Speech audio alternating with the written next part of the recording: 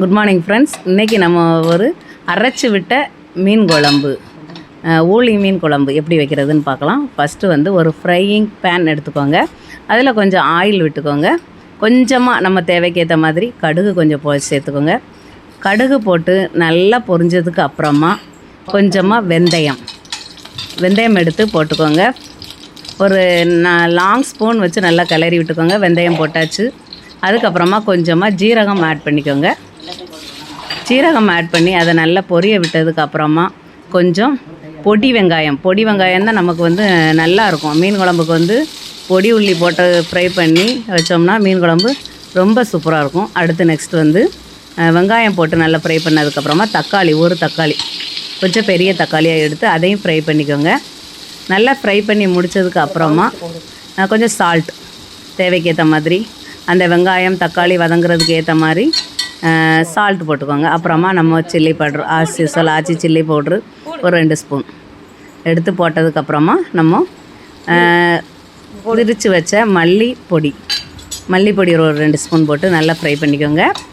Fry பண்ணி முடித்ததுக்கப்புறமா மஞ்சள் தூள் அந்த மீன் வாடை அடிக்காமல் இருக்கிறதுக்காக மஞ்சள் தூள் நம்ம போட்டுக்கிட்டோம். அஸ்யூஸ்வல் மஞ்சள் பொடி போட்டு தான் நம்ம மீன் கழுவியிருக்கோம். அதுக்கடுத்தமாக கொஞ்சமாக நல்லெண்ணெய் ஊற்றினா தான் அந்த மீன் குழம்பு வந்து ரொம்ப டேஸ்டியாக இருக்கும்.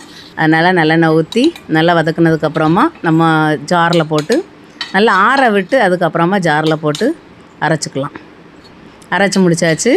அரைச்சி முடித்த மசாலாவை மறுபடி ஆயில் ஊற்றிக்கோங்க. ஆயில் ஊற்றி நல்லெண்ணெய் ஊற்றி கடுகு தாளிச்சுக்கோங்க. கடுகு தாளித்து முடித்ததுக்கப்புறமா கறிவேப்பிலை போட்டு நல்லா வதக்கிக்கோங்க. அதுக்கடுத்து நம்ம அரைச்ச மசாலாவை சேர்த்து முடித்ததுக்கப்புறமா புளி கரைச்சி வச்சுருக்கேன். அஸ்யூஸ்வல் புளி கரைச்சி வச்சுருந்ததை நல்லா ஒரு சின்ன குட்டி கிண்ணம் அளவு எடுத்து அதில் ஊற்றி நல்லா மிக்ஸ் பண்ணிக்கோங்க. அதுக்கடுத்து தேவைக்கு ஏற்ற மாதிரி உப்பு போட்டு நல்லா மிக்ஸ் பண்ணிக்கோங்க. இப்போ நம்ம மீன் குழம்பு நல்லா கொதித்து முடித்ததுக்கப்புறமா மீன் எடுத்து போடுங்க. ஃபஸ்ட்டு எனக்கு வந்து மீனில் உள்ள தலை வந்துருச்சு, அதனால் நான் அதை போட்டேன். அடுத்து வந்து மீன் துண்டுகளை ஒவ்வொன்றா சேர்த்துருங்க. ஆல்ரெடி வந்து நான் வந்து மீனை வந்து நான் மஞ்சள் பொடி, மிளகாய்த்தூள், மல்லித்தூள் போட்டு நல்லா மிக்ஸ் பண்ணி வச்சுருந்தேன். அதை போட்டு நல்லா மிக்ஸ் பண்ணிக்கிட்டேன்.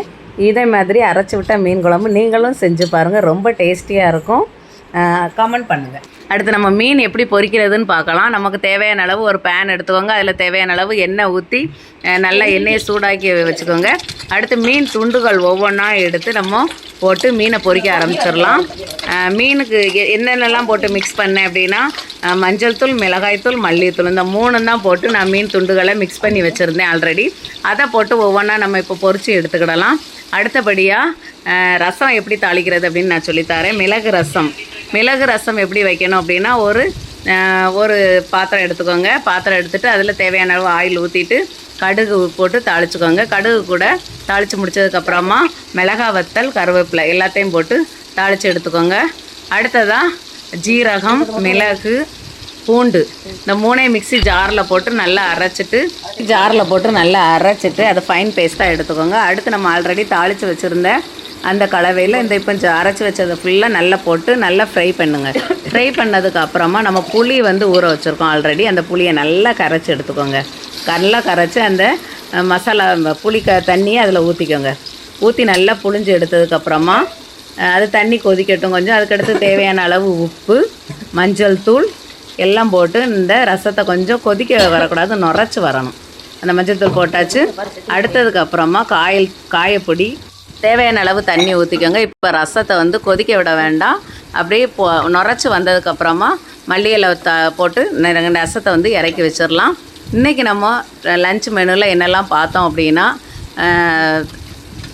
மீன் குழம்பு, அரைச்சி விட்ட மீன் குழம்பு, ரசம், பொரிச்ச மீன் எல்லாமே பார்த்தோம். இதே மாதிரி நீங்களும் ட்ரை பண்ணி பாருங்கள், ரொம்ப